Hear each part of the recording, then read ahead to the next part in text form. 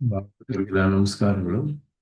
ಶ್ರೀನಿವಾಸ ಇತಿ ಶ್ರೇಷ್ಠದಯಾ ಪಾತ್ರಂ ಗುಣಾನ್ವಿತಃ ಕೌಶಿಕೋನಂತರಂಗಾರ್ಯಶ್ಚಿರಂ ವಿಜೇತಾಂ ಭುವಿ ನ್ಯಸ್ತಾತ್ಮೀಯಭರಂ ವರಪ್ರದ ಗುರಂ ವೈರಾಗ್ಯ ಭಾಗ್ಯೋ ರಥೋ ವೇದಾಂತಾಮೃತ ಸಾರವಂತಮನಘಾತ್ ಶ್ರೀನಿವಾಸಾತ್ ಗುರೋಃ ಶ್ರೀಶೈಲಾನ್ವಯ ಕೌಸ್ತುಭಸ್ಥಿತನಯಂ ಶ್ರೇಯೋನಿಧೇ ಶ್ರೀನಿಧೇಃ ವಂದೇ ಸಾಧು ಕಟಾಕ್ಷಿಕೇಣ ನಿಲಯಂ ಶ್ರೀಕೃಷ್ಣ ಸದ್ದೇಶಿಕಂ ಶ್ರೀವಾಸರಂಗಪರಕಾಲಮುನಿತ್ರಯಾಪ್ತಲಕ್ಷ್ಮಾತ್ಮರಕ್ಷಣ ಇತಿ ತ್ವಯುಗಾಗಮಾन्तम् आचार्यभक्तिपरिपूतमनर्घशीलं गोपालदेशिकमुनिं गुरुमाश्रयामः।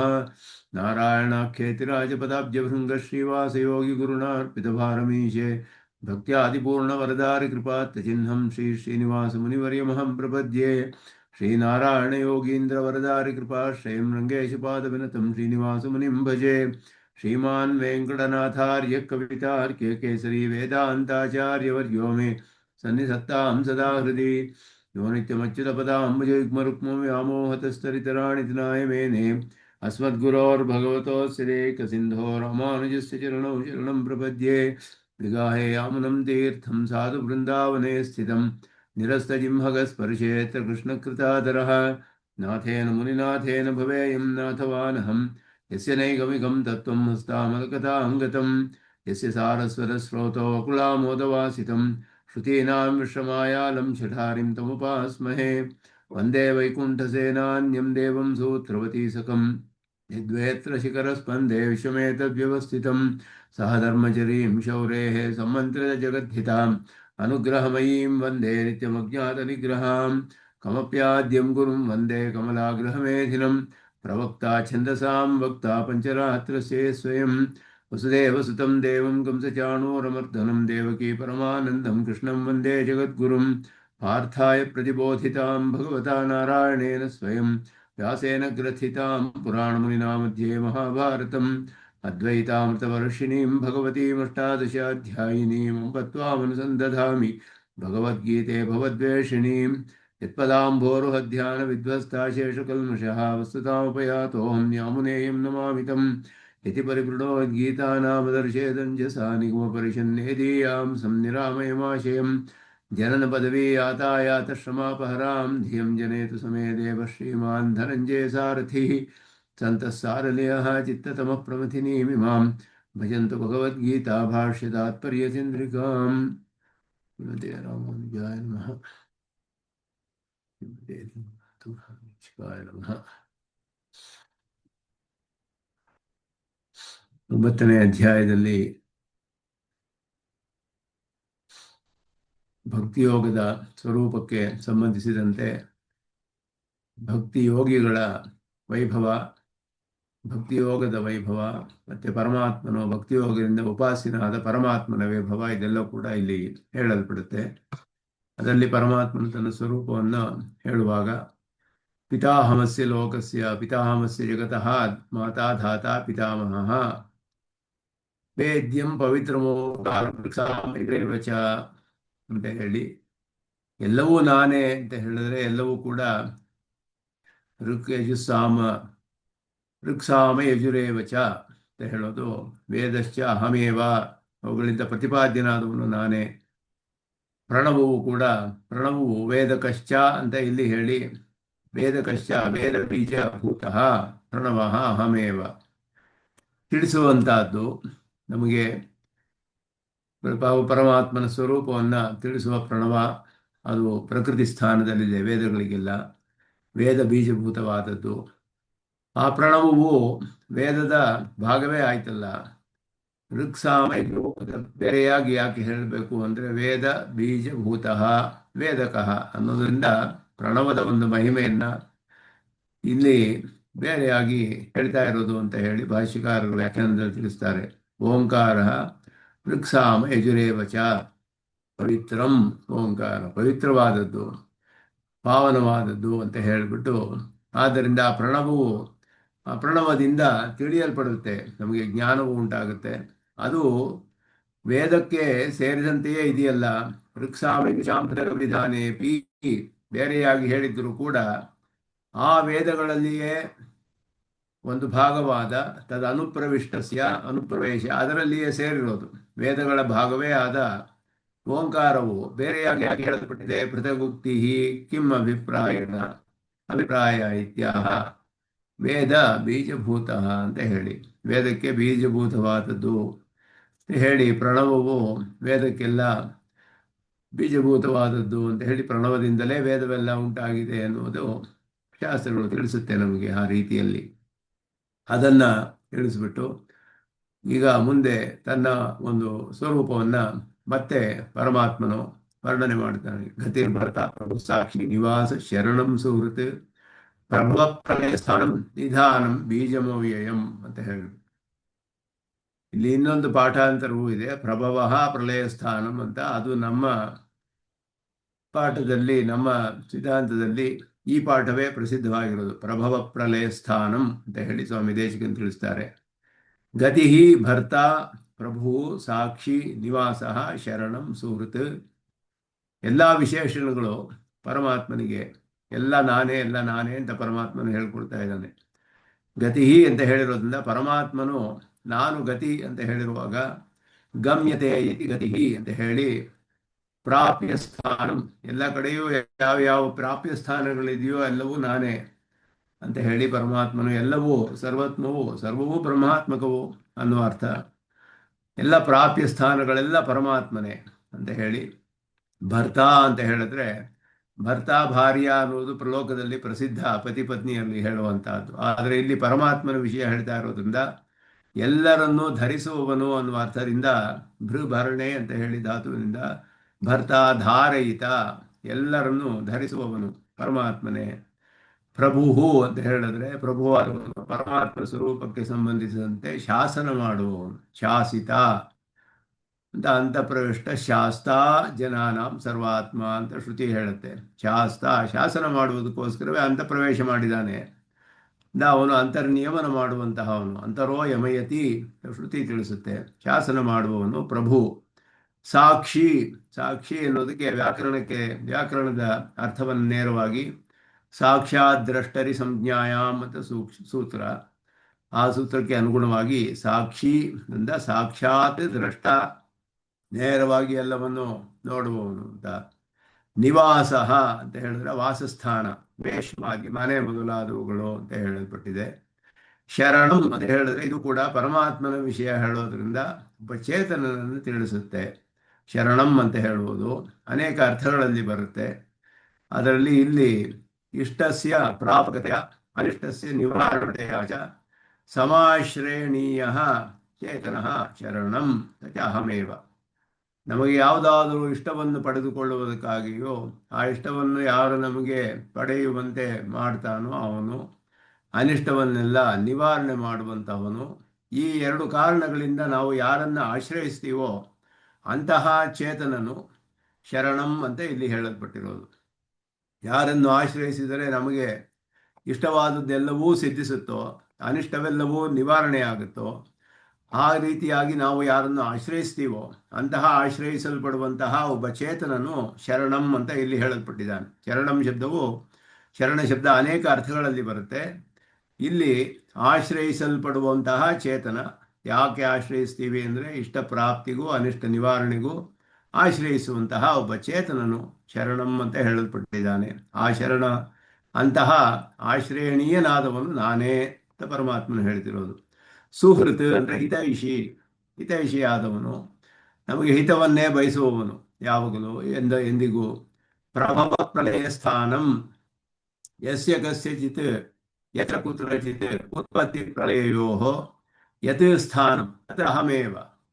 ಎಲ್ಲೆಲ್ಲಿ ಯಾವುದು ಉತ್ಪತ್ತಿಗೂ ಪ್ರಳಯಕ್ಕೂ ಸ್ಥಾನವಾಗಿದೆಯೋ ಆ ಸ್ಥಾನವೆಲ್ಲ ನಾನೇ ಅಂತ ಹೇಳಿದ್ರೆ ಎಲ್ಲವೂ ನನ್ನಿಂದಲೇ ಉತ್ಪನ್ನವಾಗುತ್ತೆ, ನನ್ನಲ್ಲಿಯೇ ಬಂದು ಲಯವಾಗುತ್ತೆ ಅಂತ ಅರ್ಥ. ಉತ್ಪತ್ತಿ ಪ್ರಳಯಗಳಿಗೆ ಯಾವ್ಯಾವುದು ಲೋಕದಲ್ಲಿ ಎಲ್ಲೆಲ್ಲಿ ಉತ್ಪತ್ತಿ ಪ್ರಳಯಗಳು ಕಂಡು ಬರುತ್ತೋ ಎಲ್ಲವೂ ನಾನೇ ಸ್ಥಾನವಾದ. ಸ್ಥಾನಂ ಅಂತ ಹೇಳಿದ್ರೆ ಒಂದು ದ್ರವ್ಯವನ್ನು ತಿಳಿಸುತ್ತೆ. ಅಂದರೆ ಯಾರಿಂದ ಎಲ್ಲ ಉತ್ಪನ್ನವಾಗುತ್ತೋ, ಯಾರಲ್ಲಿ ಎಲ್ಲವೂ ಲಯವಾಗುತ್ತೋ, ಎಲ್ಲೆಲ್ಲಿ ಏನೇನು ಉತ್ಪನ್ನವಾಗಿ ಲಯವಾಗುತ್ತೋ ಎಲ್ಲ ಪರಮಾತ್ಮನಲ್ಲಿಯೇ ಅನ್ನುವ ಅರ್ಥ. ನಿಧಾನಂ ಅಂತ ಹೇಳಿದ್ರೆ ನಿಧೀಯತೆ ಇತಿ ನಿಧಾನಂ, ಇಡಲ್ಪಡುತ್ತೆ ಅಂತ ಹೇಳಿದ್ರೆ ಉತ್ಪಾದ್ಯಂ ಉಪಸಂಹಾರ್ಯಂ ಚ ಅಹಮೇವ ಇತ್ಯರ್ಥ. ಉತ್ಪಾದ್ಯವಾಗುವುದು, ಉತ್ಪನ್ನವಾಗುವುದು, ಉಪಸಂಹಾರ ಮಾಡಲ್ಪಡುವುದು ಎಲ್ಲವೂ ಕೂಡ ನಾನೇ ಅಂತ ಅರ್ಥ. ಅವ್ಯಯಂ ಬೀಜಂ, ಅದು ಬೀಜಂ ಅವ್ಯಯಂ ಅಂತ ಹೇಳುವಾಗ ಅವ್ಯಯಂ ಬೀಜಂ, ಅವ್ಯಯಂ ಅನ್ನೋದು ವಿಶೇಷಣ ಬೀಜ ಶಬ್ದಕ್ಕೆ. ತತ್ರ ತತ್ರ ಚ ವ್ಯಯರಹಿತಂ ಯತ್ ಕಾರಣಂ ತದಹಮೇವ. ಬೀಜ ಅನ್ನೋದು ಕಾರಣ ಅನ್ನುವ ಅರ್ಥದಲ್ಲಿ, ವ್ಯಯರಹಿತವಾದ ಕಾರಣ, ಎಲ್ಲವೂ ನಾನೇ ಎಲ್ಲಕ್ಕೂ ಅಂತ ಹೇಳಿ ಪರಮಾತ್ಮನ ಸ್ವರೂಪದಲ್ಲಿ ಹೇಳ್ತಾ ಇರುವಂಥ ಅರ್ಥ ಇಲ್ಲಿ. ಈ ಅರ್ಥಗಳೆಲ್ಲ ಪರಮಾತ್ಮನಿಗೆ ಸಂಬಂಧಿಸಿದಂತೆ ಅರ್ಥ ಮಾಡಬೇಕು. ಬೇರೆ ಬೇರೆ ಶಬ್ದಗಳಿಗೆ, ಸಂಸ್ಕೃತ ಶಬ್ದಗಳಲ್ಲಿ ಅನೇಕ ಅರ್ಥಗಳಿದೆ. ಎಲ್ಲವೂ ಕೂಡ ಪರಮಾತ್ಮನಿಗೆ ಸಂಬಂಧಿಸಿದಂತೆ ಅರ್ಥ ಮಾಡೋದ್ರಿಂದ ವ್ಯಾಖ್ಯಾನದಲ್ಲಿ ಈ ರೀತಿ ಎಲ್ಲಕ್ಕೂ ಅರ್ಥ ಮಾಡ್ತಾರೆ ಎಲ್ಲ. ಅದನ್ನು ಸ್ವಾಮಿ ದೇಶಿಕನ್ ಸ್ಪಷ್ಟಪಡಿಸ್ತಾರೆ ವ್ಯಾಖ್ಯಾನದಲ್ಲಿ. ಗತಿ ಶಬ್ದಸ್ಯ ಅಗ್ರ್ಯಪ್ರಾಯ ನ್ಯಾಯೇನ ದ್ರವ್ಯಪರತ್ವ ಔಚಿತ್ಯಾತ್ ನ ಅತ್ರ ಭಾವಾರ್ಥಪರತ್ವಂ ಅಂತ ಹೇಳುದು. ಅಗ್ರ್ಯಪ್ರಾಯ ಅಂದ್ರೆ ಮೊದಲು ಯಾವುದು ಬರುತ್ತೋ ಅದನ್ನ ಸ್ವೀಕಾರ ಮಾಡುವುದು ಅಂತ ಅರ್ಥ. ಅಗ್ರದ ಮುಂದೆ ಇರುವಂತಹದ್ದು ಮೊದಲು ಬರುವುದು. ಅಂದ್ರೆ ಇಲ್ಲಿ ಹೇಗೆ ದ್ರವ್ಯ ಅರ್ಥ ಬರುತ್ತೆ ಅಂತ ಹೇಳಿದ್ರೆ, ಪದಾರ್ಥಗಳಲ್ಲಿ ಹೇಳುವಾಗ ದ್ರವ್ಯ ಗುಣ ಸಾಮಾನ್ಯ ದ್ರವ್ಯ ಗುಣ ಕರ್ಮ ಸಾಮಾನ್ಯ ವಿಶೇಷ ಸಮವಾಯ ಅಭಾವ ಸಪ್ತ ಪದಾರ್ಥ ಅಂತ ಹೇಳಿ ದ್ರವ್ಯವು ಮೊದಲು ಬರುತ್ತೆ, ಗುಣವು ಆಮೇಲೆ ಬರುತ್ತೆ. ಆದ್ದರಿಂದ ಭಾವಾರ್ಥದಲ್ಲಿ ಇಲ್ಲಿ ತೆಗೆದುಕೊಳ್ಳುವುದಕ್ಕಿಂತ ಮೊದಲು ಬರುವ ದ್ರವ್ಯಾರ್ಥದಲ್ಲಿ ಅರ್ಥವನ್ನು ಸ್ವೀಕಾರ ಮಾಡುವುದು ಉಚಿತ.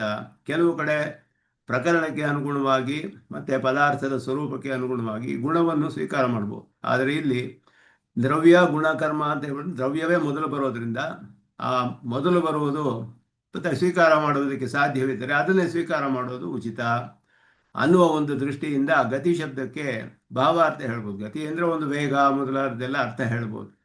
ಆದರೆ ಇಲ್ಲಿ ಗತಿ ಅಂತ ಹೇಳಿದ್ರೆ ಪ್ರಾಪ್ಯ ಸ್ಥಾನ ಅಂತ ಹೇಳಿ ದ್ರವ್ಯಪರವಾಗಿ ಅರ್ಥ ಮಾಡಿದ್ರು. ಯಾಕೆ ಅಂದರೆ ಪರಮಾತ್ಮನನ್ನು ತಿಳಿಸುತ್ತೆ ಅದು. ಎಲ್ಲರೂ ಯಾರನ್ನು ಹೋಗಿ ಸೇರ್ತಾರೋ ಅವನು ಪರಮಾತ್ಮ, ಅವನನ್ನು ಇಲ್ಲಿ ಗತಿ ಅಂತ ಹೇಳಲ್ಪಟ್ಟಿರೋದು. ಆದ್ದರಿಂದ ಇಲ್ಲಿ ಗತಿ ಶಬ್ದಕ್ಕೆ ದ್ರವ್ಯಪರತ್ವವನ್ನು ಅರ್ಥ ಮಾಡಿದ್ದಾರೆ ಅಂತ ಹೇಳಿ. ಮತ್ತೆ ಭರ್ತಾ ಅಂತ ಹೇಳುವಾಗ ಸರ್ವಜನ ಸಾಧಾರಣೇಶು ಅರ್ಥೇಶು, ಎಲ್ಲರಿಗೂ ಎಲ್ಲ ಜನರಿಗೂ ಸಮಾನವಾದ ಅರ್ಥ. ಇಲ್ಲಿ ಪರಮಾತ್ಮನು ಒಬ್ಬನೇ ಇರೋದ್ರಿಂದ ಸಕಲ ಜಂತುಗಳಿಗೂ ಒಬ್ಬನೇ ಪರಮಾತ್ಮ, ಅವನು ಭರ್ತಾ ಆಗಿದ್ದಾನೆ ಅಂತ ಹೇಳೋದ್ರಿಂದ ನಿರ್ದಿಶ್ಯಮಾನೇಶು ತನ್ಮಧ್ಯೆ ಸ್ತ್ರೀ ವಿಶೇಷ ಮಾತ್ರ ನ ವಕ್ತುಂ ಉಚಿತ. ಆದ್ದರಿಂದ ಭಾರ್ಯ ಭರ್ತ ಅನ್ನುವ ಅರ್ಥದಲ್ಲಿ ಒಬ್ಬ ಸ್ತ್ರೀಗೆ ಪತಿಯಾದವನು ಅನ್ನುವ ಅರ್ಥವನ್ನು ಹೇಳಿದೆ. ಎಲ್ಲರಿಗೂ ಸಮಾನವಾಗಿ ಇವನು ಭರ್ತ ಆಗಿರುವವನು, ಆದ್ದರಿಂದ ಎಲ್ಲರನ್ನೂ ಧರಿಸುವವನು ಅನ್ನುವ ಅರ್ಥದಿಂದ ಧಾರಣಾರ್ಥತ್ವಂ ಚ ಬಿಭರ್ತಿ ಧಾತು ಪ್ರಸಿದ್ಧಂ. ಬಿಭರ್ತಿ ಅಂತ ಹೇಳುವಾಗ ಧಾರಣೆಯು ಅದರಲ್ಲಿ ಬರುತ್ತೆ. ಶ್ರುತಿ ಅದನ್ನು ಸ್ಪಷ್ಟವಾಗಿ ಪರಮಾತ್ಮನ ವಿಷಯದಲ್ಲಿ ಭರ್ತಾಸನ್ ಭ್ರಿಯಮಾಣೋ ಬಿಭರ್ತಿ ಅಂತ ಶ್ರುತಿ ಹೇಳುತ್ತೆ. ಭರ್ತಾಸನ್ ಭ್ರಿಯಮಾಣೋ ಬಿಭರ್ತಿ, ಅವನು ಧರಿಸ್ತಾನೆ ಎಲ್ಲವನ್ನು ಅಂತ ಹೇಳಿಬಿಟ್ಟು ಪರಮಾತ್ಮನಿಗೆ ಭರ್ತಾ ಅಂತ ಶ್ರುತಿ ಹೇಳುತ್ತೆ. ಆದ್ದರಿಂದ ಇಲ್ಲಿ ಧಾರಯಿತ, ಅಲ್ಲಿ ಧಾರಣೆ ಮಾಡುವುದು ಕೂಡ ಭರ್ತಾ ಅನ್ನುವ ಶಬ್ದಕ್ಕೆ, ಅದಕ್ಕೆ ಇಲ್ಲಿ ಧಾರಣಾರ್ಥತ್ವವು ಕೂಡ ಬಿಭರ್ತಿ ಧಾತುವಿಗೆ ಭೃಭರಣೆ ಅಂತ ಹೇಳಿದ್ರೆ ಅದಕ್ಕೆ ಧಾರಣಾರ್ಥತ್ವವು ಕೂಡ ಪ್ರಸಿದ್ಧವಾಗಿದೆ ಅನ್ನುವ ಒಂದು ದೃಷ್ಟಿಯಿಂದ ಎಲ್ಲರನ್ನೂ ಕೂಡ ಧರಿಸುವವನು ಅನ್ನುವ ಅರ್ಥ. ಪ್ರಭು ಶಬ್ದಸ್ಯ ಹತ್ರ ಪ್ರಭುತಃ ಮಾತ್ರ ಪರತ್ವೇ ಜಗತಃ ಇತ್ಯನೇನ ಅನ್ವಯ ನ ಸ್ಯಾತ್ ಶಾಸಿತ. ಪ್ರಭೂತತ ಅಂದರೆ ಎಲ್ಲರಿಗೂ ಕೂಡ ಚೆನ್ನಾಗಿ ಅಧಿಕವಾಗಿರೋದು. ಪ್ರಭು ಅಂತ ಹೇಳಿದ್ರೆ ಅವನಿಗೆ ಅಧಿಕವಾದ ಲೋಕದಲ್ಲಿ ರಾಜರುಗಳು ಇರೋ ಹಾಗೆ ಮೊದಲಾದದ್ದು. ಇಲ್ಲಿ ಜಗತ್ತಿಗೆಲ್ಲ ಅವನು ಪ್ರಭೂತ ಅಂತ ಹೇಳಿದ್ರೆ ಅಧಿಕವಾಗಿರೋದು ಅಂತ ಅರ್ಥ. ಆದ್ದರಿಂದ ಇವನು ಪ್ರಭು ಅಂತ ಹೇಳಿದ್ರೆ ಅತ್ಯಧಿಕವಾದ ಐಶ್ವರ್ಯ ಉಳ್ಳವನು ಅಂತಾನೋ ಆ ರೀತಿ ಯಾವುದೇ ಅರ್ಥಗಳನ್ನು ಹೇಳ್ಬೋದು. ಆದರೆ ಜಗತ್ತಿಗೆಲ್ಲ ಪ್ರಭು ಆದವನು ಅಂತ ಹೇಳಿರೋದ್ರಿಂದ ಇಲ್ಲಿ ಜಗತ್ತಿಗೆಲ್ಲ ಪ್ರಭು ಆದವರನ್ನ ಪರಮಾತ್ಮನ ವಿಷಯ ಹೇಳ್ತಾ ಇರೋದ್ರಿಂದ ಜಗತ್ತಿನೊಡನೆ ಇಲ್ಲಿ ಅನ್ವಯವನ್ನು ಹೇಳಬೇಕಾಗಿರೋದ್ರಿಂದ ಇವನು ಇಲ್ಲಿ ಶಾಸನ ಮಾಡುವವನು ಅಂತ ಹೇಳಿ ಅದಕ್ಕೆ ಅನುಗುಣವಾಗಿ ಇಲ್ಲಿ ಅರ್ಥವನ್ನು ಮಾಡಿದ್ದಾರೆ. ಸಾಕ್ಷಾತ್ ಅಷ್ಟಾಧ್ಯಾಯಿ ಸೂತ್ರ, ಅದಕ್ಕೆ ಅನುಗುಣವಾಗಿ ಸಾಕ್ಷಾತ್ ದ್ರಷ್ಟರಿ ಸಂಜ್ಞಾಯ, ಸಾಕ್ಷಿ ಅನ್ನುವ ಶಬ್ದಕ್ಕೆ ನೇರವಾಗಿ ನೋಡುವವನು ಅನ್ನುವುದು ಒಂದು ನೊಟೇಷನ್. ಸಂಜ್ಞೆ ಅಂತ ಹೇಳಿದ್ರೆ ಅದು ಸಂಜ್ಞೆ. ಸಾಕ್ಷಿ ಎನ್ನುವ ಶಬ್ದಕ್ಕೆ ಏನರ್ಥ ಅಂತ ಹೇಳಿದ್ರೆ ಯಾರು ನೇರವಾಗಿ ನೋಡ್ತಿದ್ದಾನೋ ಅವನು ಸಾಕ್ಷಿ ಅಂತ ಅರ್ಥ. ನೋಡಿರುವವನು, ನೋಡುವವನು, ಮೊದಲಾದ ದೃಷ್ಟಿಯಲ್ಲಿ ಸಾಕ್ಷಿಯನ್ನು ಕರ್ಕೊಂಡು ಬಾ ಅಂತ ಹೇಳ್ತಾರಲ್ಲ ಹಾಗೆ. ಆ ಸಾಕ್ಷಿ ನೇರವಾಗಿ ನೋಡಿರಬೇಕು, ಆ ವಿಷಯವನ್ನು ತಿಳಿದಿರಬೇಕು ನೇರವಾಗಿ, ಅಂತಹವನಿಗೆ ಸಾಕ್ಷಿ ಅಂತ ಹೆಸರು. ಆದ್ದರಿಂದ ಆ ಒಂದು ದೃಷ್ಟಿಯಿಂದ ಸಾಕ್ಷಾತ್ ದ್ರಷ್ಟ ಅಂತ ಅರ್ಥ ಮಾಡಿದ್ರು. ಅನುಶಾಸನ ಅಂತ ಹೇಳಿದ್ರೆ ವ್ಯಾಕರಣದಲ್ಲಿ ಹೇಳಲ್ಪಟ್ಟಿದೆ, ವಾಸಸ್ಥಾನಂ ನಿವಾಸ ಶರಣಂ ಅತ್ರ ಭಾವಾದಿ ಪರತ್ವ ಅನೌಚಿತ್ಯಾದಿ ಅಧಿಕರಣಾರ್ಥೋ ಘೈತಿ ಭಾವ. ಘೈ ಅನ್ನುವ ಪ್ರತ್ಯಯ ಬರುತ್ತೆ ಇಲ್ಲಿ. ಆದ್ದರಿಂದ ಇಲ್ಲಿ ಹೇಳುವಾಗ ನಿವಾಸ ಅಂತ ಹೇಳುವಾಗ ನಿವಾಸ ಶಬ್ದಕ್ಕೆ ಭಾವಪರತ್ವವು ಹೇಳಿದೆ. ನಿವಾಸ ಅನ್ನುವುದಕ್ಕೆ ಅಲ್ಲಿ ಸ್ಥಾನವು ಅಧಿಕರಣ, ಅಂದರೆ ಎಲ್ಲಿ ವಾಸ ಮಾಡ್ತಾನೋ ಅಲ್ಲಿ ಅನ್ನುವ ಅರ್ಥ. ಅಧಿಕರಣಾರ್ಥವನ್ನು ಇಲ್ಲಿ ಹೇಳಿರೋದು ಉಚಿತವಾಗಿದೆ ಅನ್ನುವ ಅರ್ಥ. ಗತಿ ಶಬ್ದೇನ ಪೌನರುಕ್ತಿ ಪರಿಹಾರ ವಿರಾಸಾಯ ಉಕ್ತಂ ವೇಶ್ಮಾದಿ ಇತಿ. ವೇಶ್ಮ ಅಲ್ಲಿ ಪ್ರಾಪ್ಯ ಸ್ಥಾನವೂ ಆಗಲೇ ಗತಿ ಅನ್ನೊಂದು ಹೇಳಲ್ಪಟ್ಟಿರೋದ್ರಿಂದ ನಿವಾಸ ಅಂತ ಹೇಳುವಾಗಲೂ ಕೂಡ ಅಧಿಕರಣ. ಯಾರು ಎಲ್ಲರಲ್ಲಿಯೂ ವಾಸಿಸ್ತಾರೋ ಅಂತ ಹೇಳಿದ್ರೆ ಯಾರನ್ನು ಹೋಗಿ ಸೇರ್ತಾರೋ, ಪ್ರಾಪ್ಯ ಸ್ಥಾನ ಅನ್ನುವ ವಿಷಯ ಅರ್ಥದಲ್ಲಿ ಮೊದಲೇ ಬಂದಿರೋದ್ರಿಂದ ಮನೆ ಮೊದಲಾದವುಗಳು ಅನ್ನೋದು ಇಲ್ಲಿ ಹೇಳಲ್ಪಟ್ಟಿದೆ. ಇಲ್ಲಿ ವಾಸಸ್ಥಾನ ಅಂತ ಹೇಳೋದ್ರಿಂದ ಅದೆಲ್ಲವೂ ನಾನೇ, ಎಲ್ಲವೂ ಪರಮಾತ್ಮನ ಶರೀರವೇ, ಎಲ್ಲಕ್ಕೂ ಅವನ ಆತ್ಮ ಅನ್ನುವ ಅರ್ಥಗಳಲ್ಲಿ ಇಲ್ಲಿ ಬರುತ್ತೆ. ಗತಿ ಶಬ್ದಸ್ತು ಸ್ವರ್ಗ ಪೃಥ್ವ್ಯಾದಿ ಗಂತವ್ಯ ದೇಶ ಪರಃ ಉಕ್ತಃ ತತ್ತ ದೇಶಾನುಭಾವ್ಯ ಭೋಗ್ಯ ಪರೋವ. ಇಲ್ಲಿ ಪ್ರಾಪ್ಯ ಸ್ಥಾನ ಅಂತ ಹೇಳುವಾಗ ಭಾಷ್ಯಕಾರರು ವ್ಯಾಖ್ಯಾನ ಮಾಡುವಾಗ ಹೇಳ್ತಾರೆ ತತ್ರ ತತ್ರ ಅಂತ ಹೇಳಿದ್ರು. ತತ್ರ ತತ್ರ ಪ್ರಾಪ್ಯ ಸ್ಥಾನಂ ಅಂದರೆ ಅಲ್ಲಲ್ಲಿ ಅಲ್ಲಲ್ಲಿ ಈ ಪ್ರಕೃತಿ ಮಂಡಲದಲ್ಲಿ ಯಾವ ಪ್ರಾಪ್ಯ ಸ್ಥಾನಗಳಿದೆಯೋ ಎಲ್ಲವೂ ನಾನೇ ಅನ್ನುವ ಒಂದು ಅರ್ಥ. ಅಲ್ಲಲ್ಲಿ ಪ್ರಾಪ್ಯ ಸ್ಥಾನಗಳು ಅಂದರೆ ಇಲ್ಲೆಲ್ಲ ಕಡೆಯಲ್ಲಿಯೂ ಅಂತ ಅರ್ಥ. ಇಲ್ಲಿ ಸ್ವರ್ಗ ಪೃಥ್ವಿ ಮೊದಲಾದದೆಲ್ಲ ಗಂತವ್ಯ ದೇಶ ಪರ, ಒಂದು ದೇಶವನ್ನು ಹೋಗಿ ಸೇರೋದು, ಅದು ಪ್ರಾಪ್ಯ, ಅದು ಒಂದು ಗತಿ.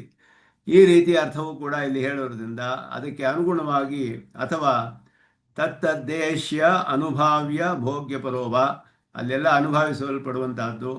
ಪಡುವಂತಹ ಭೋಗ್ಯವಾದ ಪದಾರ್ಥಗಳು ಅದು ಕೂಡ ಹೇಳಬಹುದು.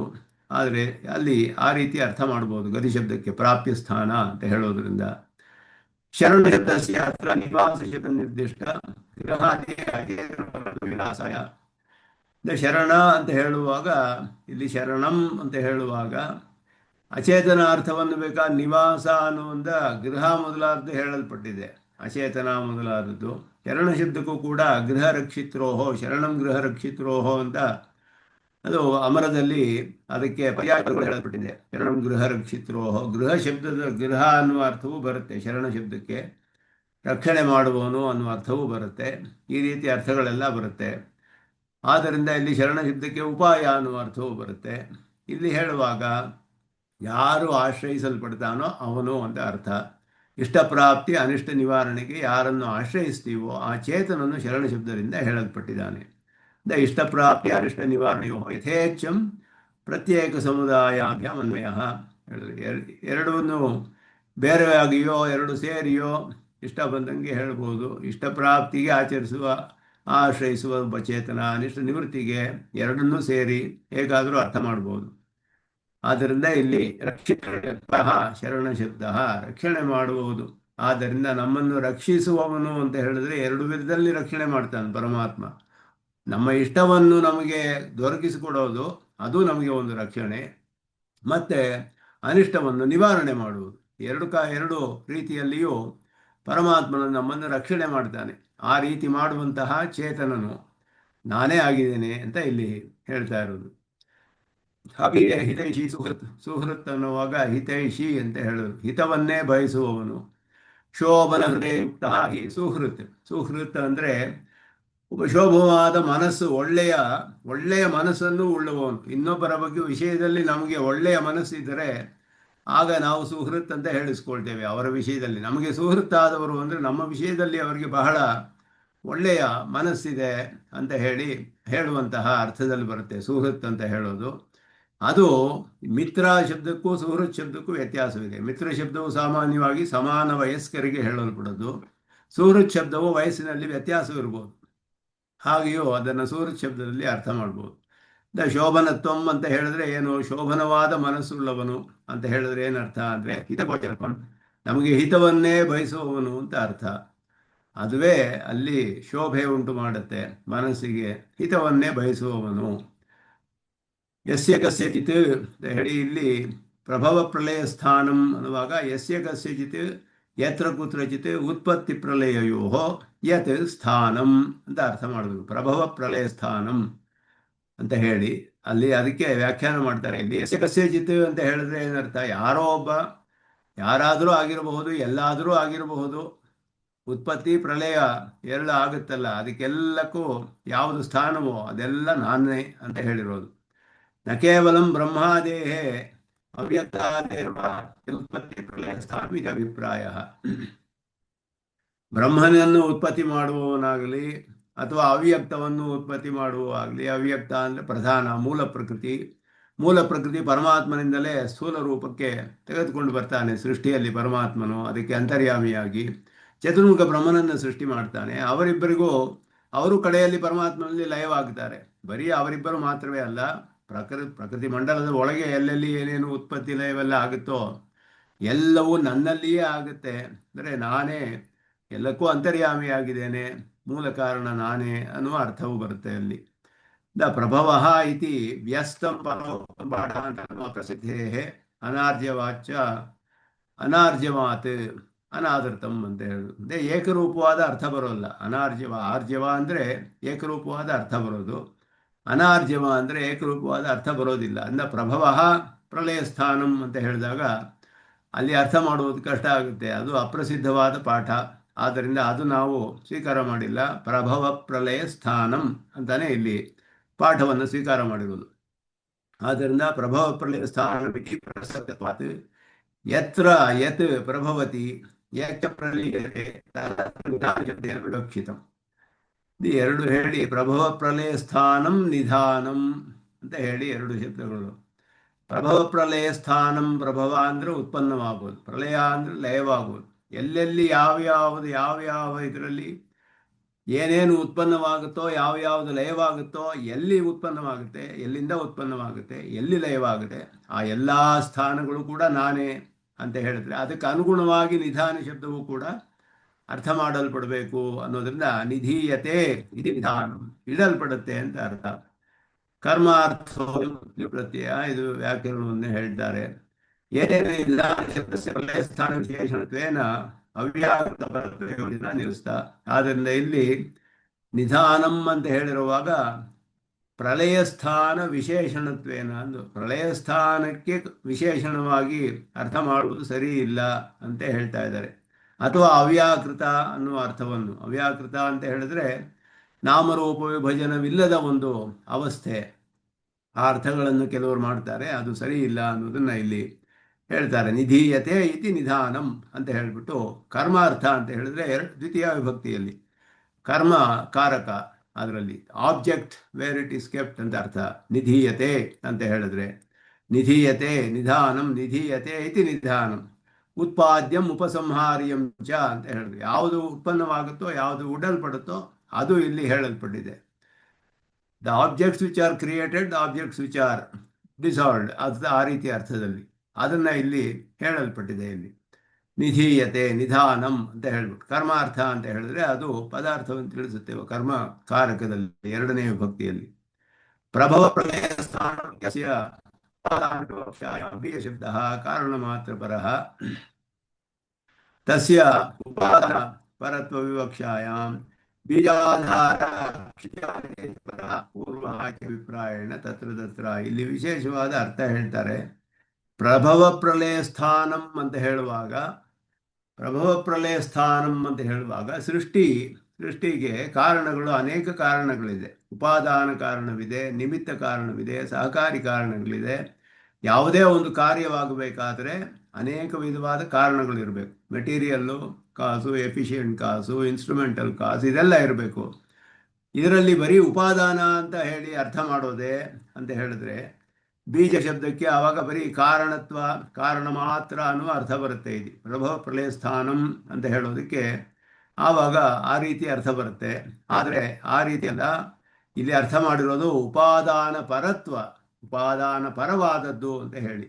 ಆದ್ದರಿಂದ ಇಲ್ಲಿ ಬೀಜಾಧಾರ ಕ್ಷಿತ್ಯಾದಿ ದೇಶಪರಃ ಅಂತ ಹೇಳಿ ಬೀಜಕ್ಕೆ ಆಧಾರವಾದ ಭೂಮಿಯೇ ಮೊದಲಾದದ್ದು ಅನ್ನುವ ಅರ್ಥವನ್ನೇ ಹೇಳ್ತಾರೆ ಇಲ್ಲಿ.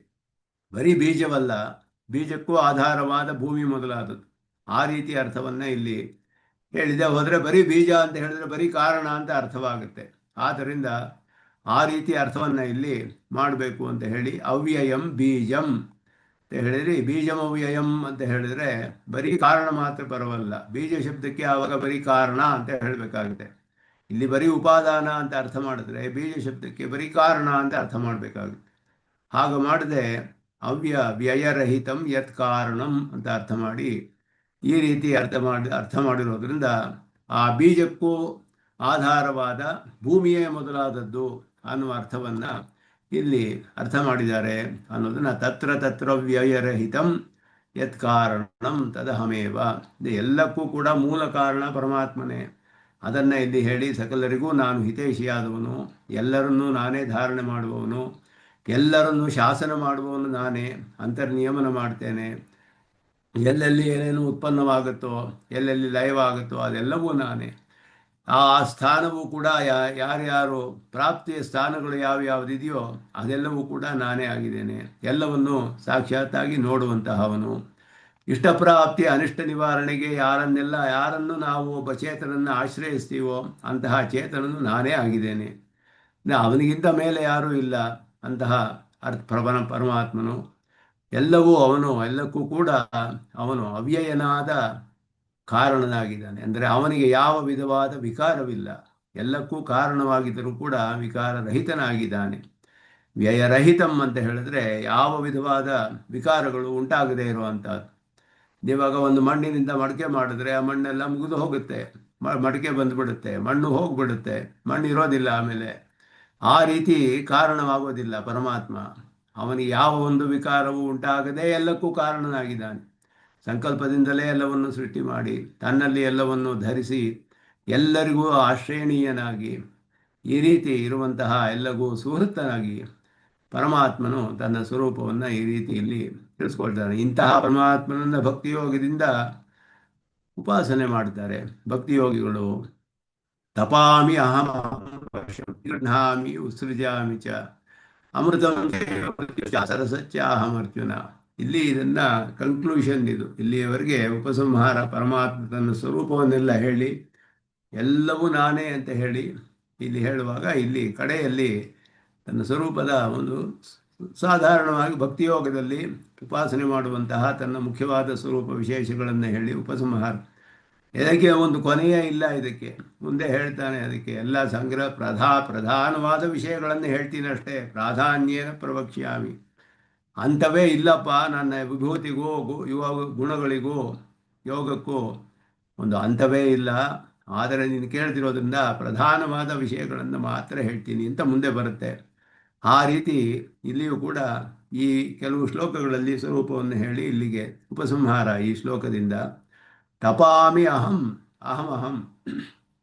ಅಹಂ ವರ್ಷಂ ನಿಗೃಹಾಮಿ ಉತ್ಸೃಜಾಮಿ ಚ ಅಂತ ಹೇಳಿ ಆದಿತ್ಯ ಸೂರ್ಯನ ರೂಪದಿಂದ ಎಲ್ಲರಿಗೂ ತಾಪವನ್ನು ಉಂಟು ಮಾಡುವವನು ನಾನೇ. ತಪಾಮಿ, ತಾಪವನ್ನೆಲ್ಲ ಉಂಟು ಮಾಡುವವನು ನಾನೇ. ಸೂರ್ಯ ಮೊದಲಾದ ರೂಪಗಳಿಂದ ಅಗ್ನಿಯಾಗಿರ್ಬೋದು, ಸೂರ್ಯನಾಗಿರಬಹುದು, ತಾಪವನ್ನು ಉಂಟು ಮಾಡುವವನೆಲ್ಲ ನಾನೇ. ಹಾಗೆಯೇ ಮಳೆಯನ್ನು ಸುರಿಸುವವನು ನಾನೇ. ಅದೇ ರೀತಿಯಲ್ಲಿ ಬೇಸಿಗೆಗಾಲದಲ್ಲಿ ಮಳೆ ಬರದೇ ಇರೋ ಹಾಗೆ ಹಿಡಿದು ನಿಲ್ಲಿಸುವವನು ಕೂಡ ನಾನೇ ಆಗಿದ್ದೇನೆ. ನಿಗೃಹಾಮಿ ಅಂದರೆ ನಿಗ್ರಹ ಮಾಡ್ತೀನಿ, ಅಂದರೆ ಮಳೆ ಬರದೇ ಇರೋ ಹಾಗೆ ಮಾಡ್ತೀನಿ ನಾನು. ಮತ್ತು ಉತ್ಸೃಜಾಮಿ, ಮತ್ತು ನಾನು ಮಳೆಗಾಲದಲ್ಲಿ ಮಳೆ ಚೆನ್ನಾಗಿ ಬರುವ ಹಾಗೆ ಮಾಡ್ತೇನೆ. ಅಮೃತಂ ಚೈವ ಮೃತ್ಯುಶ್ಚ, ಎಲ್ಲ ಯಾರು ಜೀವನದೆಲ್ಲ ಯಾರಿಂದ ಜೀವನ ಮಾಡ್ತಾರೋ, ಈ ಲೋಕವೆಲ್ಲ ಯಾರಿಂದ ಮರಣ ಪಡಿತಾರೋ ಎಲ್ಲವೂ ನಾನೇ. ಅಮೃತವೂ ಮೃತ್ಯುವೂ ಅಂದರೆ ಜೀವನಕ್ಕೆ ಕಾರಣನಾದವನು, ಮರಣಕ್ಕೆ ಕಾರಣನಾದವನು ನಾನೇ. ಅದೆಲ್ಲ ಕೂಡ ನಾನೇ ಆಗಿದ್ದೇನೆ. ಇಷ್ಟೆಲ್ಲ ಹೇಳಿ ಇನ್ನು ಹೆಚ್ಚು ಏನು ಹೇಳಬೇಕಾಗಿಲ್ಲ. ಸತ್ ಅಸತ್ ಚ ಅಹಂ ಅರ್ಜುನ. ಸತ್ ಅಸತ್ ಎರಡೂ ನಾನೇ ಆಗಿದ್ದೇನೆ. ಸತ್ ಅಸತ್ ಎರಡೂ ಆಗಿದೆ. ಸತ್ ಅಂದರೆ ಇರುವ ಪದಾರ್ಥಗಳು, ಅಸತ್ ಅಂದರೆ ಈಗ ಇಲ್ಲದೇ ಇರುವ ಪದಾರ್ಥಗಳು, ಹಿಂದೆ ಇದ್ದಿರಬಹುದು, ಮುಂದೆ ಬರಬಹುದು, ಎಲ್ಲವೂ ಕೂಡ ನಾನೇ ಆಗಿದ್ದೇನೆ ಅಂತ ಹೇಳಿ ಸರ್ವವಸ್ತು ಸಮಾನಾಧಿಕರಣ್ಯ, ಸರ್ವ ವಿಷಯ ಸಮಾನಾಧಿಕರಣ್ಯ, ಎಲ್ಲದಕ್ಕೂ ಎಲ್ಲಕ್ಕೂ ಪರಮಾತ್ಮನ ಸಮಾನಾಧಿಕರಣ್ಯವು ಅಂತರ್ಯಾಮಿತ್ವದಿಂದ ಸಕಲಕ್ಕೂ ಅವನು ಶರೀರಿಯಾಗಿರೋದ್ರಿಂದ ಎಲ್ಲವೂ ಅವನ ಆಧಾರದಲ್ಲಿದೆ, ಅವನ ನಿಯಮನದಲ್ಲಿದೆ, ಅವನಿಗೆ ಶೇಷಭೂತ. ಈ ಮೂರು ಅರ್ಥಗಳಲ್ಲಿ ಸಕಲವೂ ಕೂಡ ಪರಮಾತ್ಮನೇ ಅಂತ ಹೇಳಿ ಸಮಾನಾಧಿಕರಣದಿಂದ ಹೇಳೋದಕ್ಕೆ ಸಾಧ್ಯ. ಆದ್ದರಿಂದ ಒಂದು ಪದಾರ್ಥವು ಅವನಿಗೆ ಅಪೃಥಕ್ ಸಿದ್ಧವಾಗಿ ವಿಶೇಷಣವಾಗಿದ್ದರೆ ಆ ಪದಾರ್ಥದ ಗುಣಗಳು ಆ ಪದಾರ್ಥದ ಮೂಲಕ ಅವನ ನಿಯಮನದಲ್ಲಿರುತ್ತೆ. ಆದ್ದರಿಂದ ಅದರ ಗುಣಗಳು ಕೂಡ ಅವನಿಗೆ ಅಧೀನ. ಅವನು ನೋಡಿದ್ರೆ ಸಮಾನಾಧಿಕರಣ ಹೇಳ್ಬೋದು. ಸೂರ್ಯನು ಪರಮಾತ್ಮನಿಗೆ ಶರೀರ ಅಂತ ಹೇಳಿದ್ರೆ ಸೂರ್ಯನಿಂದ ಉಂಟಾಗುವ ತಾಪವೂ ಕೂಡ ಅವನ ಅಧೀನದಲ್ಲಿಯೇ ಇದೆ, ಪರಮಾತ್ಮನ ಅಧೀನದಲ್ಲಿಯೇ. ಹಾಗೆಯೇ ಅವನ ಮೂಲಕ ತಾಪವನ್ನು ಉಂಟು ಮಾಡುವುದು ಪರಮಾತ್ಮನೇ. ಆ ರೀತಿ ಸಕಲಕ್ಕೂ ಕೂಡ ಅಂತರ್ಯಾಮಿತ್ವ ಅವನ ಸ್ವರೂಪವನ್ನು ಇಲ್ಲಿ ಅಗ್ನಿ ಆದಿತ್ಯ ರೂಪೇಣ ಅಹಮೇವಾಮಿ, ಅಗ್ನಿ ಆದಿತ್ಯ ಮೊದಲಾದ ರೂಪಗಳಿಂದ ತಾಪವನ್ನು ಉಂಟು ಮಾಡುವವನು ನಾನೇ. ಗ್ರೀಷ್ಮಾದೌ ಅಹಮೇವ ವರ್ಷಂ ಗೃಹಾಮಿ, ಅದೇ ಬೇಸಿಗೆ ಕಾಲದಲ್ಲಿ ಗ್ರೀಷ್ಮ ಋತುವಿನಲ್ಲಿ ನಾನೇ ಮಳೆಯನ್ನು ಬರದೇ ಇರುವ ಹಾಗೆ ತಡೆದು ಹಿಡಿದುಕೊಳ್ಳುವವನು ನಾನೇ. ನಿಗ್ರಹ ಮಾಡ್ತೇನೆ, ನಿಗೃಹಾಮಿ ವರ್ಷಂ, ಮಳೆ ಬರದೇ ಇರುವ ಹಾಗೆ ಮಾಡುವವನು ನಾನೇ ಕಾರಣ. ತಥಾ ವರ್ಷಾಸು, ವರ್ಷಕಾಲದಲ್ಲಿ ಅಹಮೇವ ಉತ್ಸೃಜಾಮಿ, ಮತ್ತೆ ಮಳೆಯನ್ನು ಉಂಟು ಮಾಡುವವನು ನಾನೇ.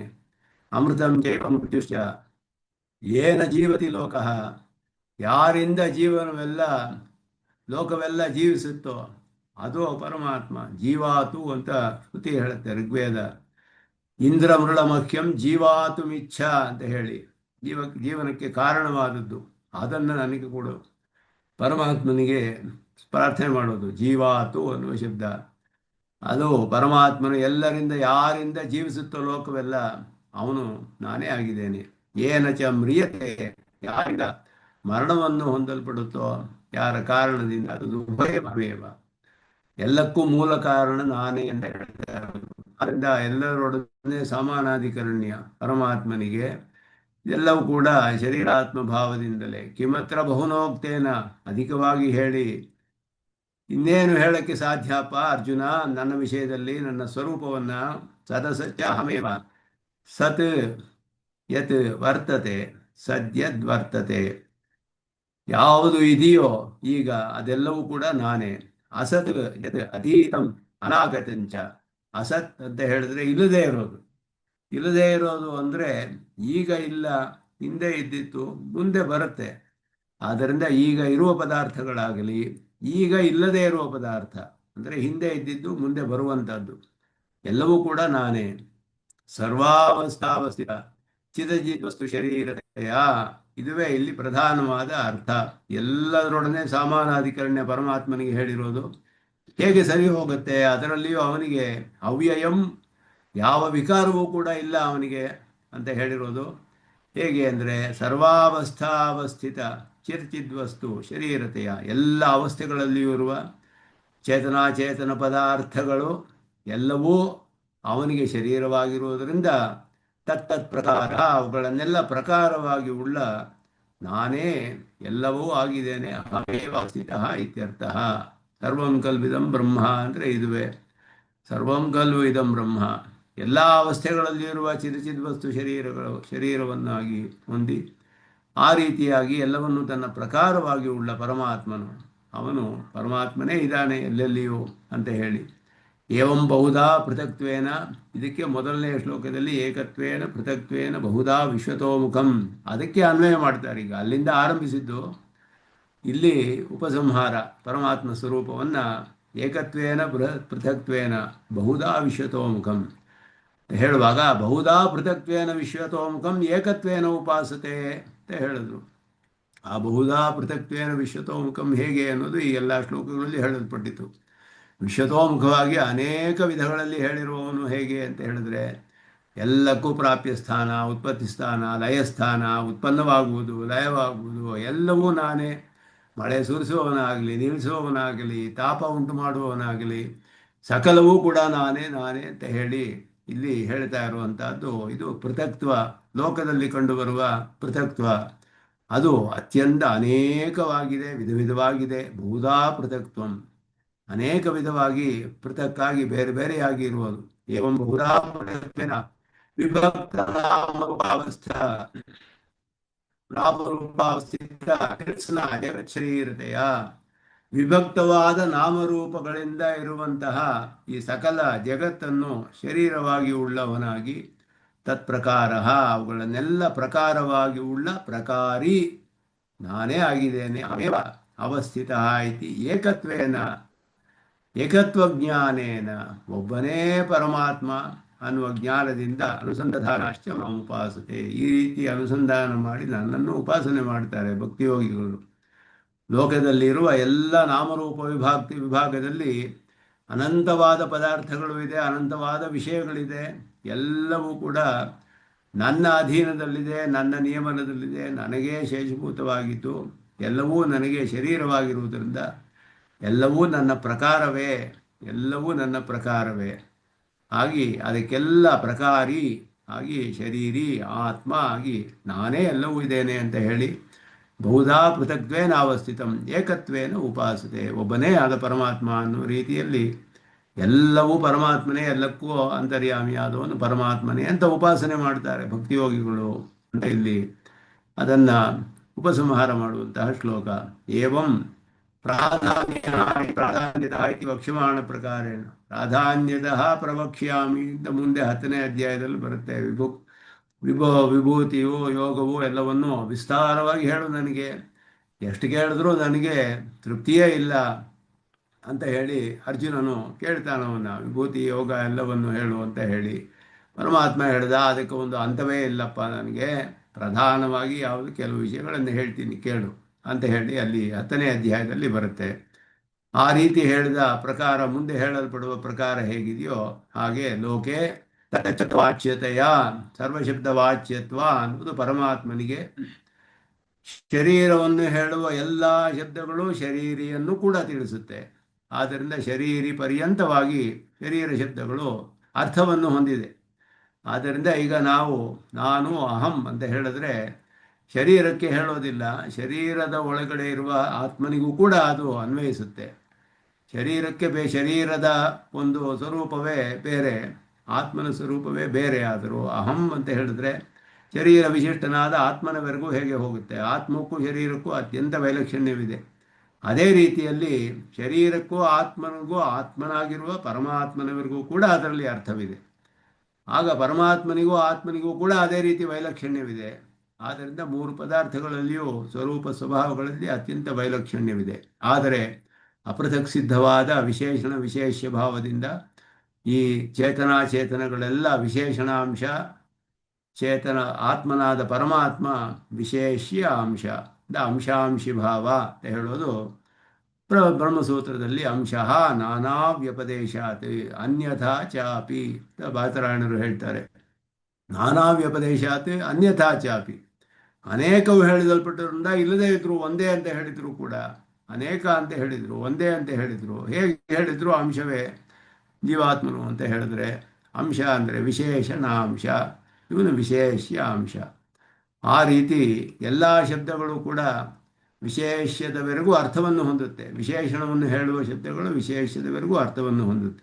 ತತ್ತಚ್ಛಬ್ದ ವಾಚ್ಯತೆಯ ಪ್ರಸಿದ್ಧಾನ ಪ್ರಕೃಷ್ಟ ಪದಾರ್ಥಾನ, ಉತ್ಕೃಷ್ಟವಾದ ಪದಾರ್ಥಗಳು, ಅದರಲ್ಲಿ ಸತ್ತಾಯ ಸ್ವಾಧೀನತ್ವ ಪ್ರದರ್ಶನಂ, ಎಲ್ಲ ಅವುಗಳ ಸತ್ತೆ ಎಕ್ಸಿಸ್ಟೆನ್ಸ್ ಅವುಗಳೆಲ್ಲ ಇರೋದೇ ಪರಮಾತ್ಮನ ಅಧೀನದಲ್ಲಿ ಅಂತ ತೋರಿಸಲ್ಪಡುತ್ತೆ.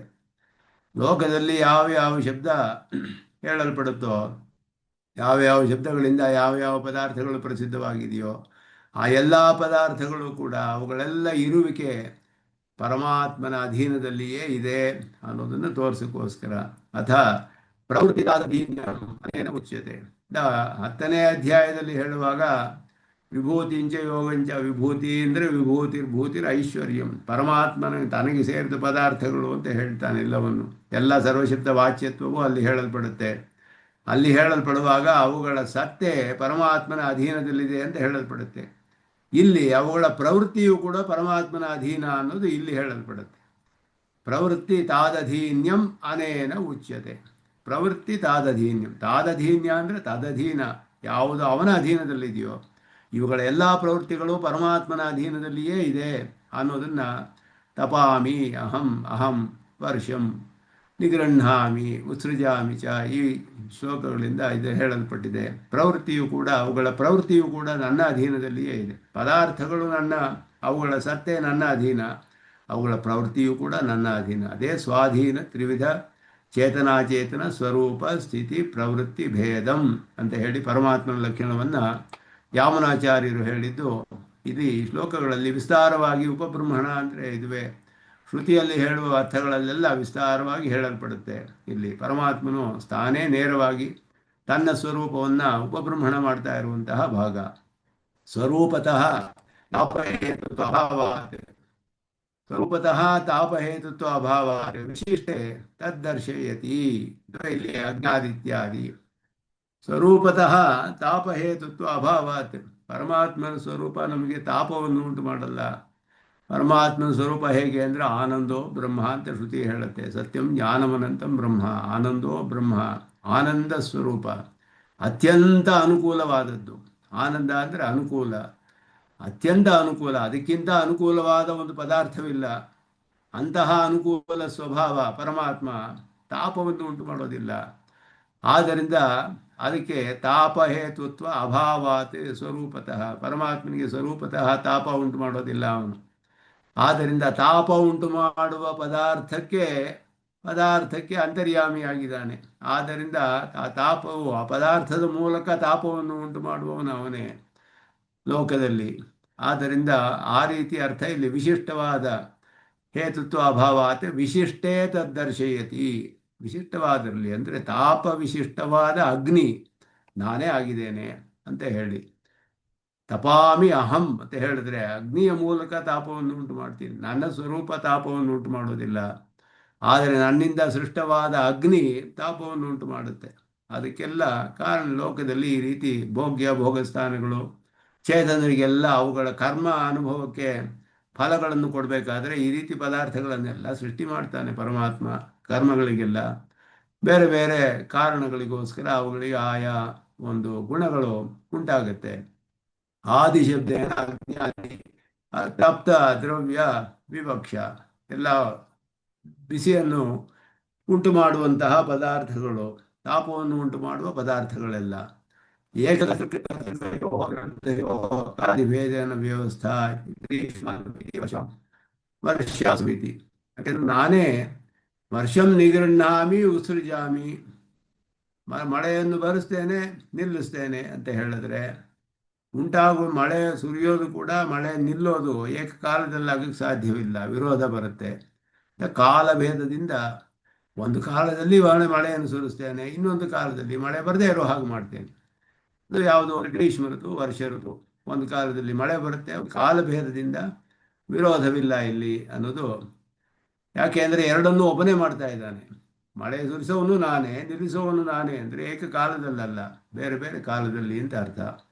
ಪರ್ಜನ್ಯಾದಿ ಭಾವ್ಯ, ಮೋಡಗಳ ರೂಪದಿಂದ, ಮೋಡಗಳ ಮೂಲಕ ಮಳೆಯನ್ನು ಸುರಿಸುವಂಥದ್ದು.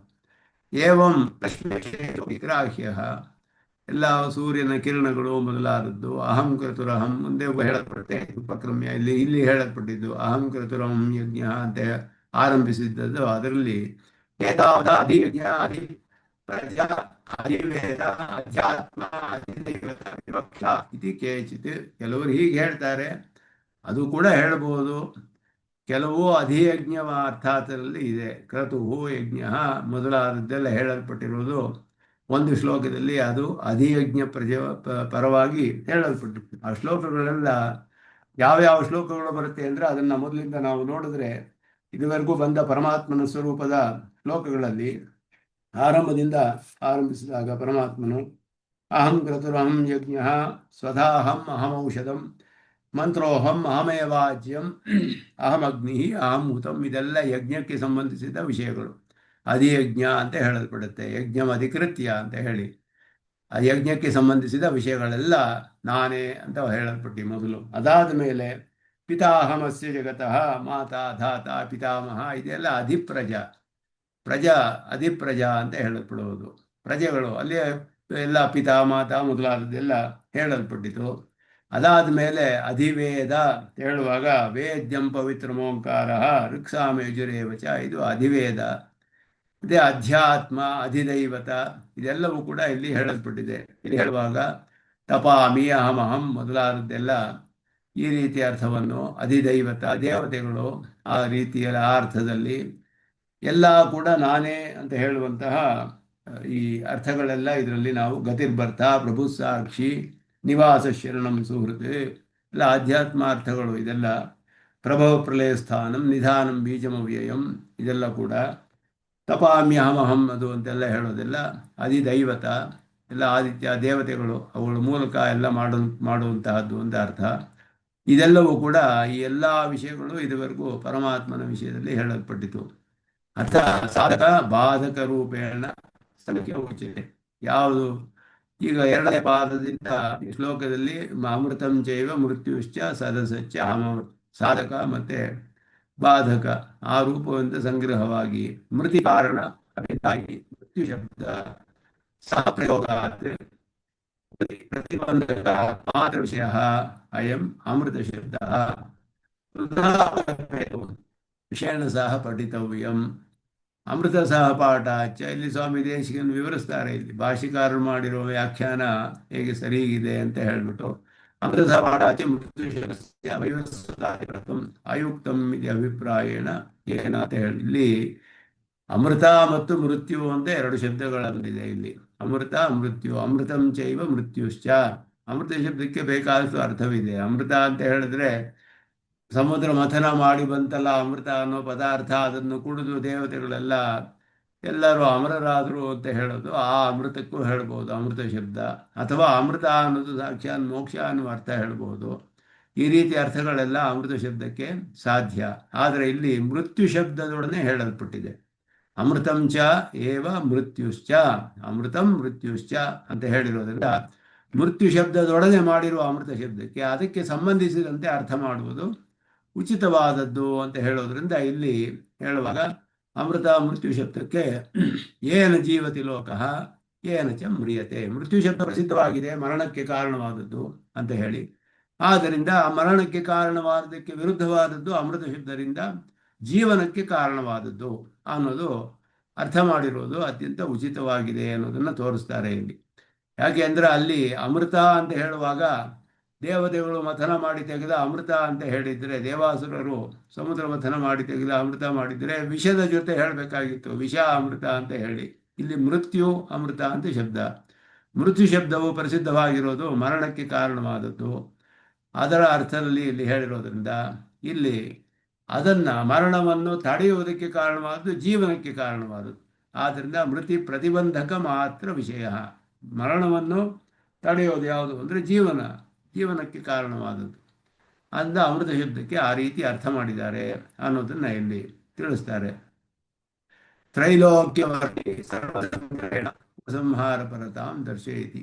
ಆದ್ದರಿಂದ ಇಲ್ಲಿ ಹೇಳುವಾಗ ಮೂರು ಲೋಕ ತ್ರೈಲೋಕ್ಯವರ್ತಿ ಸರ್ವಸಂಗ್ರಹೇಣ ಇದೆಲ್ಲ ಹೇಳಿಬಿಟ್ಟು ಈಗ ಇರುವುದಷ್ಟೇ ಅಲ್ಲ, ಇವಾಗ ಇರುವ ವಿಷಯಗಳನ್ನೆಲ್ಲ ಹೇಳಿ ಆಯಿತು. ಮೂರು ಲೋಕದಲ್ಲಿಯೂ ಇರುವ ಎಲ್ಲ ಪದಾರ್ಥಗಳು ಸಂಗ್ರಹವಾಗಿ ಒಂದು ಶಬ್ದದಲ್ಲಿ ಸತ್ ಅಸತ್ ಚ ಅಹಮೇವ, ಅಷ್ಟರಲ್ಲಿ ಎಲ್ಲವೂ ಸಂಗ್ರಹಿತವಾಗಿದೆ ಅಂತ ಹೇಳಿದ್ರು. ಮೂರು ಲೋಕ ತ್ರೈಕಾಲ್ಯವರ್ತಿ, ಮೂರು ಕಾಲಗಳಲ್ಲಿ ಇರುವಂತಹ ಪದಾರ್ಥಗಳು. ತ್ರೈಕಾಲ್ಯವರ್ತಿ ಮೂರು ಕಾಲಗಳಲ್ಲಿಯೂ ಎಲ್ಲ ಭೂತ ಭವಿಷ್ಯತ್ ವರ್ತಮಾನ ಕಾಲಗಳಲ್ಲಿ ಇರುವ ಎಲ್ಲ ಪದಾರ್ಥಗಳು ಎಲ್ಲವೂ ನಾನೇ ಅನ್ನೋದು ಸಂಗ್ರಹವಾಗಿ ಕಡೆಯಲ್ಲಿ ಉಪಸಂಹಾರ ಮಾಡೋದು. ಅಸಶಬ್ದೋ ಭಾವಾಂತರ ಅಭಾವ ಅಭಾವವಾದ ಪರಹ. ಆದ್ದರಿಂದ ಇಲ್ಲಿ ಸಚ್ಶಬ್ದ ಅಸಚ್ಶಬ್ದ ಅದಕ್ಕೆ ಅರ್ಥ ಹೇಗೆ ಮಾಡಬೇಕು ಅಂದರೆ, ಸಚ್ಶಬ್ದ ಅಂತ ಹೇಳುವುದು ಒಂದು ಇರುವ ಪದಾರ್ಥವನ್ನು ತಿಳಿಸುತ್ತೆ. ಆದ್ದರಿಂದ ಅಸಚ್ಶಬ್ದವು ಇಲ್ಲದೇ ಇರುವ ಪದಾರ್ಥವನ್ನು ತಿಳಿಸ್ಬೇಕು. ಆದ್ದರಿಂದ ಭಾವಾಂತರ ಅಭಾವವಾದಾತ್ ಇನ್ನೊಂದು ಪದಾರ್ಥ ಬೇರೆ ರೂಪದಲ್ಲಿ ಇರುವಾಗ ಇಲ್ಲದೇ ಇರೋದು ಅಂತ ಅರ್ಥ. ಅದು ವಸ್ತು ವಿಶೇಷ ಪರಹ, ಅದು ಪ್ರಧಾನವಾದ ಇಲ್ಲಿ ಮುಖ್ಯವಾದ ವಿಷಯ. ಇದು ವಸ್ತು ವಿಶೇಷ ಪರಹ. ಸತ್ ಅನ್ನೋದು ಇರುವ ವಸ್ತುವನ್ನು ತಿಳಿಸೋದ್ರಿಂದ, ಅಸತ್ತು ಅನ್ನೋದು ಇಲ್ಲದೇ ಇರುವ ವಸ್ತುವನ್ನು ತಿಳಿಸುತ್ತೆ. ಇಲ್ಲದೇ ಇರುವುದು ಅಂತಾನೆ ಅರ್ಥವಲ್ಲ, ಇಲ್ಲದೇ ಇರುವ ವಸ್ತುಗಳು, ಈಗ ಇರುವ ವಸ್ತುಗಳು, ಈಗ ಇಲ್ಲದಿರುವ ವಸ್ತುಗಳು, ಹಿಂದೆ ಇದ್ದಿರುವ ವಸ್ತು ಅಥವಾ ಮುಂದೆ ಬರುವಂತಹದ್ದು, ಆ ರೀತಿ ಅರ್ಥ ಮಾಡಬೇಕು. ಇಲ್ಲದೆ ಹೋದರೆ ಅಹಂ ಅಂತ ಹೇಳಕ್ಕಾಗೋದಿಲ್ಲ, ನಾನು ಅಸತ್ ಅಂತ ಹೇಳಕ್ಕಾಗೋದಿಲ್ಲ, ಪರಮಾತ್ಮ ಅಸತ್ತು ನಾನು ಇಲ್ಲದೆ ಇರೋನು ಅಂತ ಹೇಳಕ್ಕಾಗೋದಿಲ್ಲ. ಸತ್ತ ಅನ್ನೋದಕ್ಕೆ ಇರೋದು ಅಂತ ಹೇಳಿ ಅಸತ್ತನಿಗೆ ಇಲ್ಲದೆ ಇರೋದು ಅಂತ ಹೇಳಿದ್ರೆ ಅದು ವಸ್ತು ಪರವಾಗಿ ಇರುವ ವಸ್ತುಗಳು ನಾನೇ, ಅದಕ್ಕೂ ಅದೆಲ್ಲವೂ ನನ್ನ ಪ್ರಕಾರವೇ ಆಗಿದೆ, ನನಗೆ ಶರೀರವಾಗಿರೋದ್ರಿಂದ ಈಗ ಇಲ್ಲದೇ ಇರುವ ವಸ್ತುಗಳು ಕೂಡ ನನಗೆ ಶರೀರವಾಗಿ ನನ್ನ ಪ್ರಕಾರವಾಗಿಯೇ ಆಗಿದೆ ಅನ್ನೋದು ಇಲ್ಲಿ ಅರ್ಥ ಮಾಡಬೇಕೆ ಹೊರತು ಅಸತ್ ಅನ್ನೋದಕ್ಕೆ ಇಲ್ಲದೆ ಹೋದರೆ ಸಾಮಾನಾಧಿಕರಣವನ್ನೇ ಹೇಳಕ್ಕಾಗೋದಿಲ್ಲ. ಅದಕ್ಕೆ ಯದ್ವರ್ತತೆ ಅನಾಗತಂಚ ಅಂತ ಅರ್ಥ ಮಾಡಬೇಕು. ಅಸತ್ ಶಬ್ದ ಅರ್ಥ ಅತ್ರ ವರ್ತಮಾನ ಆಯುಷ್ಯ ಅಂದ ಅಸತ್ ಅಂತ ಹೇಳಿದ್ರೆ ಸತ್ ಶಬ್ದವು ವರ್ತಮಾನತ್ವವನ್ನು ತಿಳಿಸುತ್ತೆ, ಅಸತ್ತು ಭೂತ ಭವಿಷ್ಯತ್ ಕಾಲವನ್ನು ತಿಳಿಸುತ್ತೆ. ಪ್ರಕರಣಾಂತರೇಷು ಸರ್ವಾವಸ್ಥಾ ಇದೆ. ಬೇರೆ ಪ್ರಕರಣಗಳಲ್ಲಿ ಸತ್ವ ಅಸತ್ವನಿಗೆ ಚೇತನ ಅಚೇತನ ಅಂತಲೂ ಹೇಳಲ್ಪಟ್ಟಿದೆ. ಆ ವಿಷಯವನ್ನು ಕೂಡ ಚೇತನ ಅಚೇತನ ಅಂತ ಅರ್ಥ ಮಾಡ್ಬೋದು ಸತತ ಶಬ್ದಗಳಿಗೆ.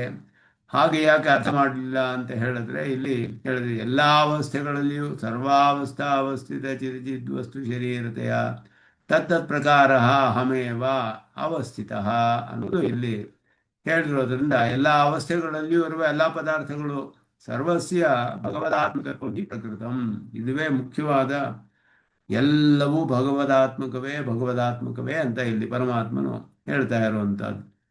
ತ್ರೈಕಾಲಿಕ ಸಮಸ್ತ ಸಂಗ್ರಹ ಔಚಿತ್ಯಾಯ ಚಿರಚಿತೋ ನ ತ್ಯಾಗ. ಚಿರಚಿತ್ ಅನ್ನುವ ಅರ್ಥವೂ ಅದರಲ್ಲಿಯೇ ಅಂತರ್ಗತ. ಆದ್ದರಿಂದ ವರ್ತಮಾನವಾದ ಚಿರಚಿತ್ ಪದಾರ್ಥಗಳು ಸತ್ವ ಅಸತ್ತು ಬರೀ ಚೇತನ ಚೇತನ ಅಂತ ಅರ್ಥ ಮಾಡಿದ್ರೆ ತ್ರೈಕಾಲಿಕವತ್ವ ಅನ್ನೋದು ಬರೋದಿಲ್ಲ. ಆದ್ದರಿಂದ ಸದಸತ್ ಅಂತ ಹೇಳುವಾಗ ಈಗ ಇರುವ ವಸ್ತುಗಳು, ಈಗ ಇಲ್ಲದೇ ಇರುವ ವಸ್ತುಗಳು. ಸತ್ ಶಬ್ದವು ವರ್ತಮಾನತ್ವ ವಸ್ತುಗಳ ವಿಷಯ, ವರ್ತಮಾನ ಕಾಲದ ವಸ್ತು ವಿಷಯ. ಅಸತ್ ಶಬ್ದವು ಭೂತ ಭವಿಷ್ಯತ್ ಕಾಲದ ವಸ್ತು ವಿಷಯಗಳು. ಹಾಗೆ ಅರ್ಥ ಮಾಡಿದ್ರೆ ಅದರಲ್ಲಿ ಚೇತನಾಚೇತನಗಳು ಅದರಲ್ಲಿಯೂ ಅಂತರ್ಗತ. ಆದ್ದರಿಂದ ಅದರ ಅರ್ಥ ಅದರಲ್ಲಿಯೇ ಬಂದುಬಿಡುತ್ತೆ. ತಯೋರೇವ ರೂಪತ್ವ ವಿಷಯತ್ವ. ವರ್ತಮಾನ ವಸ್ತುಗಳು ಅಂದ್ರೆ ಏನರ್ಥ? ಚೇತನಾಚೇತನ ವಸ್ತುಗಳು ಅಂತಾನೆ ಅರ್ಥ. ಸತ್ಶಬ್ದದಲ್ಲಿಯೇ ಚೇತನಾಚೇತನ ವಸ್ತುಗಳೆಲ್ಲ ಅಂತ ಅರ್ಥ ಬಂದ್ಬಿಡುತ್ತೆ.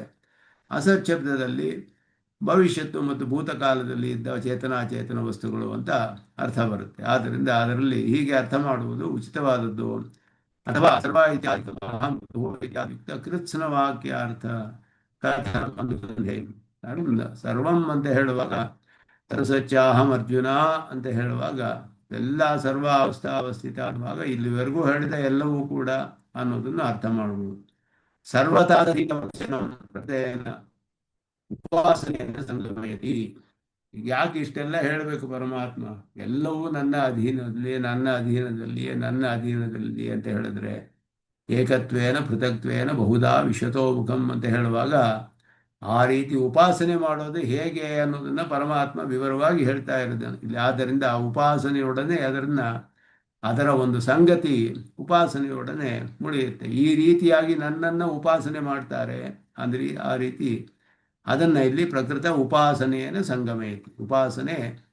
ಉಪಾಸನೆಯ ಭಕ್ತಿಯ ಸ್ವರೂಪವೇ ಇಲ್ಲಿ ಹೇಳ್ತಾ ಇರೋದು. 9ನೇ ಅಧ್ಯಾಯದಲ್ಲಿ ಪ್ರಧಾನವಾದ ವಿಷಯ ಅದುವೇ. ಆದ್ದರಿಂದ ಆ ಉಪಾಸನೆಯೊಡನೆ ಅದನ್ನು ಅನ್ವಯಿಸಿ ಏವಂ ಬಹುಧಾ ಪೃಥಕ್ತ್ವೇನ ಅಂತ ಹೇಳಿ ವಿಭಕ್ತ ನಾಮರೂಪ ಅವಸ್ಥಿತ ರಾಮರೂಪಾವಸ್ಥಿತ ಕೃತ್ಸ್ನ ಜಗಚ್ಛರೀರತೆಯ ತತ್ಪ್ರಕಾರ ಅಹಮೇವ ಅವಸ್ಥಿತ ಇತಿ ಏಕತ್ವಜ್ಞಾನೇನ ಅನುಸಂಧಾನಾಶ್ಚ ಮಾಂ ಉಪಾಸತೆ. ನನ್ನ ಉಪಾಸನೆ ಅನ್ವಯ. ಆದ್ದರಿಂದ ವಿಶಿಷ್ಟೈಕತ್ವಮಿಹ ವಿವಕ್ಷಿತಂ. ಏಕತ್ವ ಅನ್ನುವುದು ಹೇಗೆ ಅಂದರೆ ವಿಶಿಷ್ಟವಾದ ಏಕತ್ವ. ಅದುವೇ ವಿಶಿಷ್ಟಾದ್ವೈತ ಅಂತ ಹೇಳುವಾಗ ವಿಶಿಷ್ಟವಾದ ಏಕತ್ವ, ಬರೀ ಏಕತ್ವವಲ್ಲ. ನ ಪುನಃ ಪ್ರಳಯವನ್ನು ಅವಿಭಕ್ತತ್ವ ಲಕ್ಷಣಂ.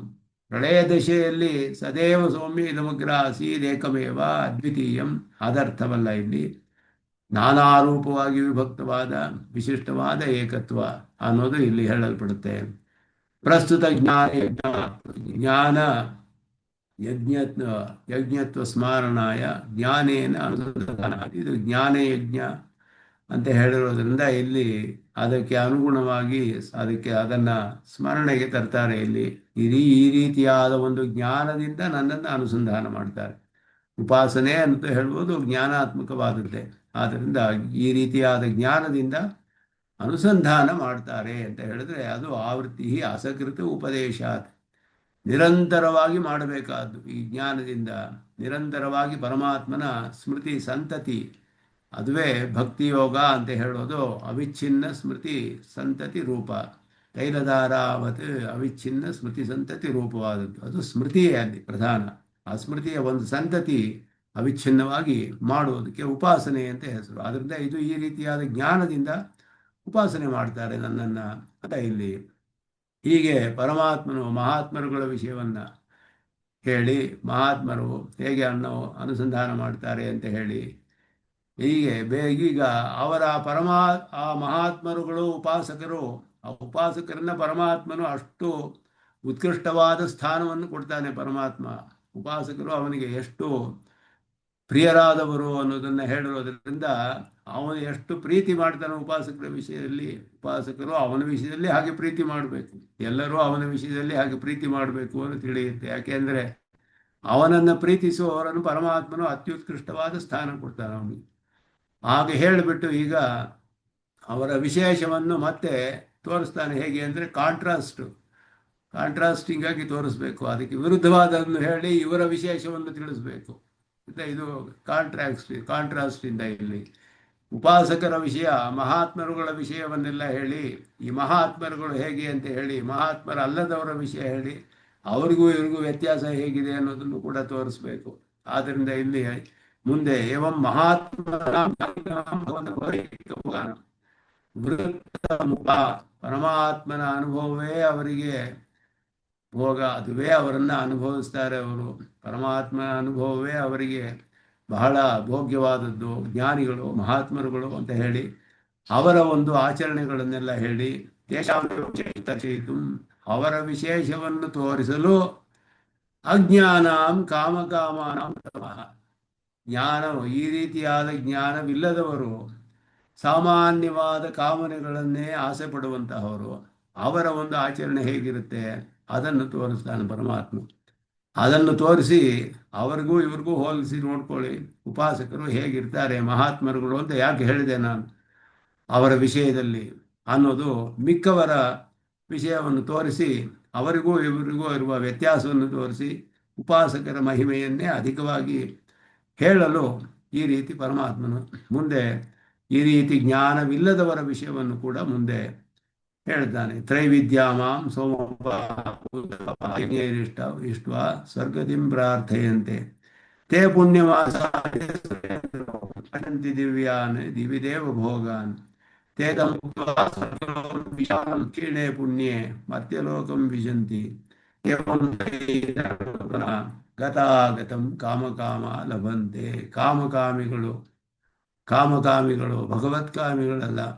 ಅವರ ವಿಷಯವನ್ನು ಹೇಳಿ ಭಗವತ್ಕಾಮಿಗಳ ಮಹಿಮೆಯನ್ನೇ ತೋರಿಸಲು ಇಲ್ಲಿ ಕಾಮಕಾಮಿಗಳ ವಿಷಯವನ್ನು ಹೇಳ್ತಾ ಇದ್ದಾನೆ ಪರಮಾತ್ಮ ಅನ್ನೋದು ಭಾಷ್ಯಕಾರರ ಅಭಿಪ್ರಾಯ. ಅದನ್ನು ಮುಂದೆ ಅನುಸಂಧಾನ ಮಾಡೋಣ ಅಂತ ಹೇಳಿ ಎಲ್ಲರಿಗೂ ನಮಸ್ಕಾರಗಳನ್ನು ತಿಳಿಸಿ ನಿಲ್ಲಿಸ್ಕೊಳ್ತೇನೆ. ಯೋ ನಿತ್ಯಮಚ್ಯುತ ಪದಾಂಬುಜ ಯುಗ್ಮರುಕ್ಮೋ ವ್ಯಾಮೋಹತಃ ದರಿತರಾಣಿ ತನಾಯಮೇನೆ अस्मद्गुरोर्भगवतोऽस्य देकसिन्धो रामानुजस्य चरणौ शरणं प्रपद्ये।